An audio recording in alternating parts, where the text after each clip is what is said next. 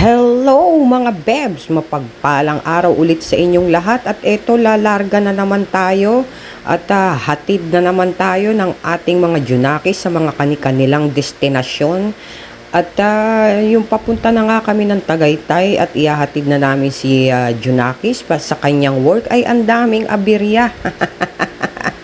Ano ba yan? Lalo na pag may hinahabol kang oras tapos ganito ang sitwasyon ay talagang matitigil ang mundo ng mga motorista. At buti na lang itong driver ng wheeler truck na ito ay napakagaling magmaniobra mga bebs. Isang beses lang napihit yata ay kuhang-kuha na niya. Pasok agad sa banga. Mukhang maraming delivery si Toyota at mukhang maraming benta ngayon dahil may mga dumating na mga sasakyan, no? Performance-wise ay maganda naman talaga ang Toyota. At ang pyesa niyan ay available kahit saan ka man magpunta, mga bebs. Kaya nga yung dalawang sasakyan ko ay puro Toyota na. Dati Honda. So ayan ay ang galing ng pagpasok niya mga bebs.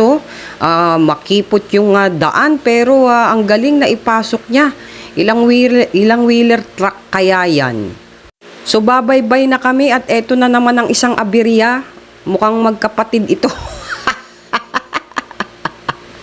Sus Mariano Garapon. Yan ang sinasabi ko na kailangan pag aalis ka ay magbibigay ka ng allowance na mga at least 30 minutes doon sa call time mo mga bebs dahil hindi mo masasabi na may mga aberya sa kalsada. At buti na lang, ang galing din ni Kuyang magmaniobra. Napakahaba niyan. So tuloy-tuloy na naman ang biyahe natin mga bebs.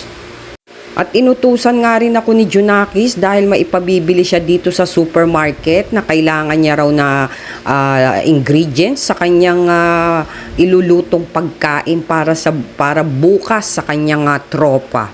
At eto nga, at habang nag-iintay nga tayo ng pagbubukas ng grocery store na yan, ay namataan ko nga ito na para akong tinutokso at may kajaming pa ako. At meron na din ditong cigarette store sa labas.